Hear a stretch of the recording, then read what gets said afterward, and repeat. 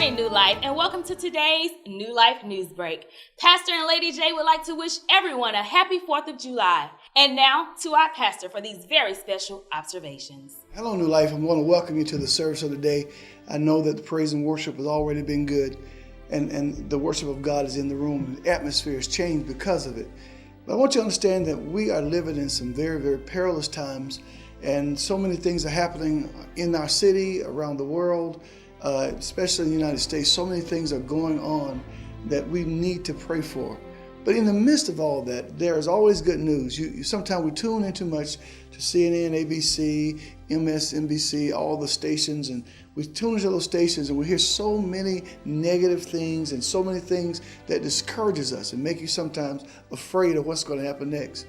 Think of the difference between the Lord promised in the last days that we'll be able to prophesy. That means to understand what's on the mind of God and to know exactly and to tell it what is actually happening. What the world says one thing, but we are the children of the prophets, which are the ones who deliver good news. And the good news is that God is still in the miracle working business. And now we're getting changed to a point where now we're not just going to be getting a blessing, that we are going to be the blessing. God is getting ready to turn that thing. And so many times, and I said this in Bible study the other night, is that so many times we feel like when those prophetic words come out, that us prophets and others who prophesy sound like a broken record. But I'm here to tell you that it's always going to be that way until God does it. God never changes his message.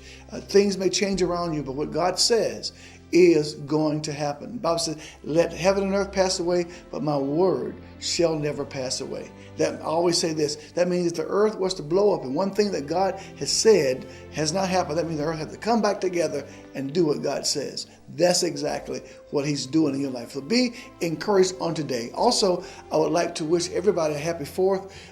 So many people told me they're going to be out of town today.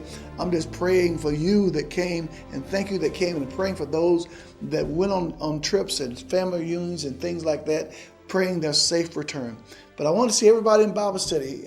Bible study is so powerfully important. If you come to Bible study, I promise you there will be a word for you. Bible study is getting better and better every week because God is speaking. I encourage you to do that. Now back to you, Melanie. Thank you, Pastor, for those very special observations. Please, let's adhere to what our pastor is asking us to do.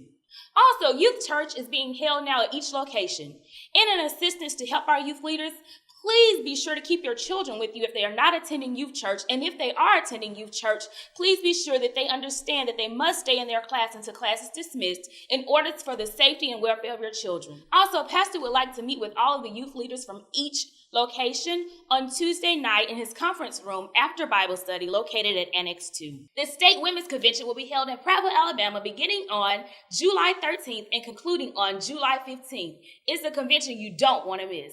Please refer to your bulletin for any additional announcements. And also, please let's be in prayer for everyone on the prayer list, especially our First Lady and her mother. And now, back to our service.